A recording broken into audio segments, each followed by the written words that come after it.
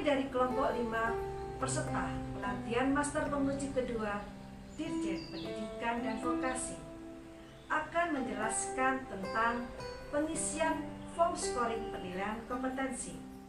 Semoga video ini membantu para penguji kompetensi agar dapat menjalankan tugasnya dengan baik dalam pengisian form scoring. Bantu like and share ya, supaya vokasi kuat menguatkan Indonesia. Seperti kita ketahui bahwa sertifikat kompetensi diberikan kepada peserta didik yang telah lulus uji kompetensi sebagai pengakuan terhadap kompetensinya untuk melakukan pekerjaan tertentu. Uji kompetensi ini diselenggarakan oleh satuan pendidikan yang terakreditasi atau dinamakan lembaga sertifikasi.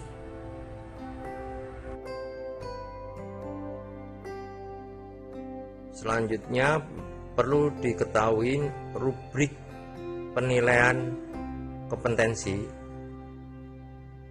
Yang pertama sebelum kita bicara rubrik penilaian kompetensi, yaitu kita harus paham dulu tentang SKL, standar kompetensi lulusan, yang merupakan standar minimal yang ditetapkan bersama-sama para pemangku kepentingan. SKL ini akan diturunkan dalam rubrik dalam bentuk urutan, ada elemen kompetensi atau unit kompetensi lebih dahulu, baru dari unit kompetensi ada elemen kompetensinya, dan dari elemen kompetensi ada namanya indikator performance-nya. Dan di dalam indikator performance inilah ada penilaian dengan skor apakah 01, 012 yang menggunakan prinsip TATO, terbuka, adil, terukur, dan objektif.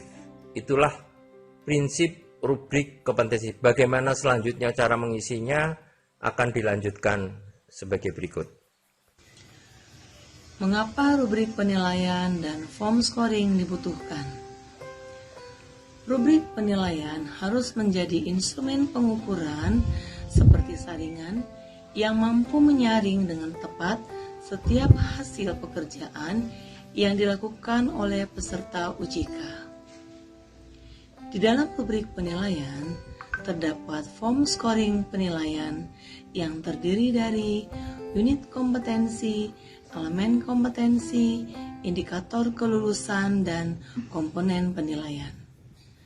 Hal ini dibutuhkan agar penguji dapat menyaring mana yang sudah sesuai, tepat, dan benar, mana yang dilakukan sudah sesuai, namun ada kesalahan yang masih bisa ditolerir, mana yang dilakukan adalah salah, tidak sesuai, tidak tepat, atau tidak benar.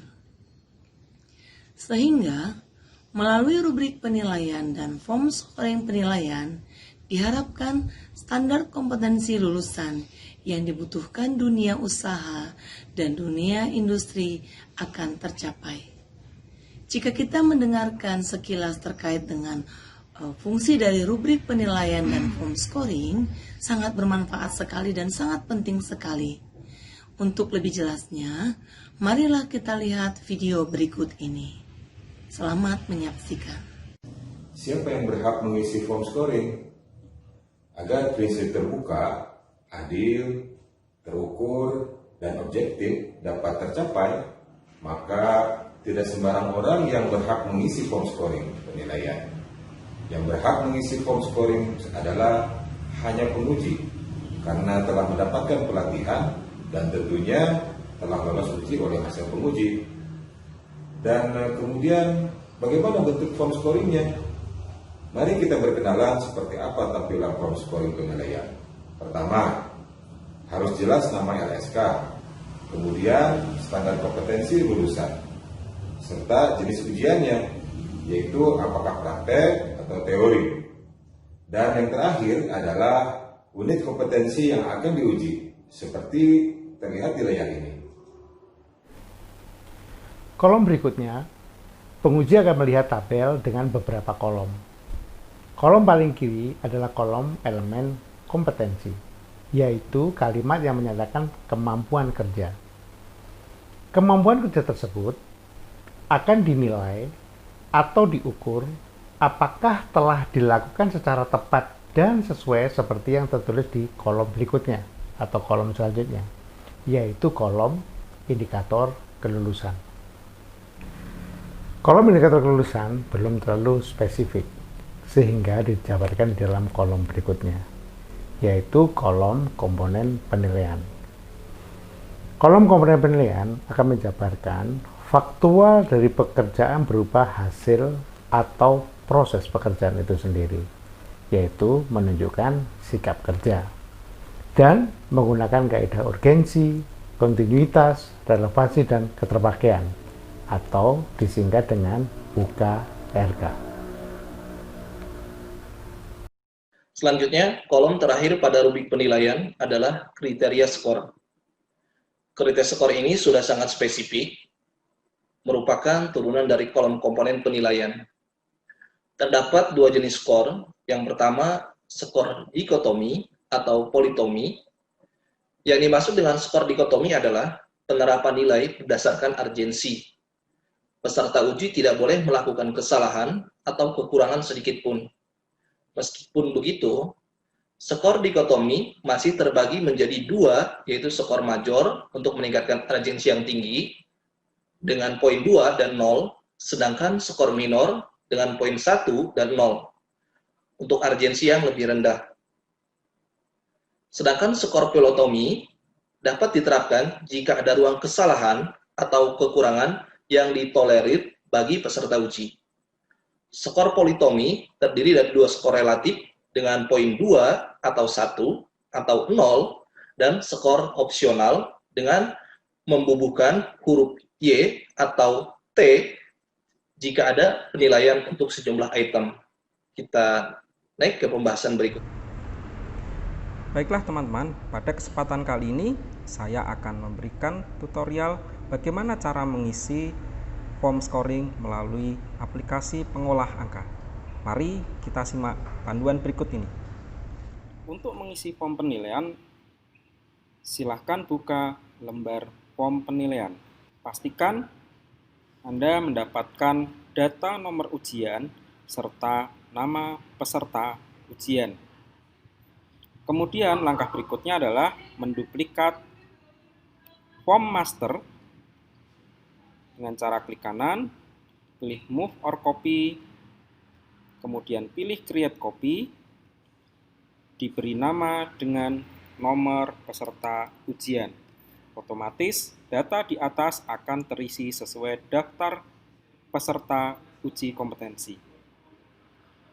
Di form penilaian ini, yang boleh Anda rubah atau yang boleh Anda isi adalah di bagian warna hijau. Diisi dengan skor sesuai dengan rubrik penilaian yang ada. Jika skor yang didapat tidak maksimal, maka penguji wajib mengisi catatan penguji apa kesalahan yang dilakukan oleh peserta uji.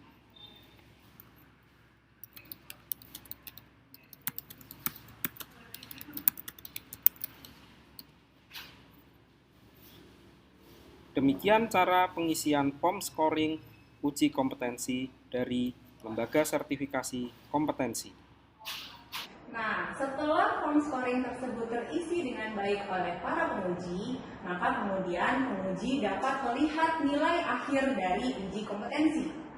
Dari pembobotan yang telah ditetapkan oleh LSK, lalu dihitung menggunakan rumus tertentu, maka akan didapatkan nilai akhir dari tiap peserta uji.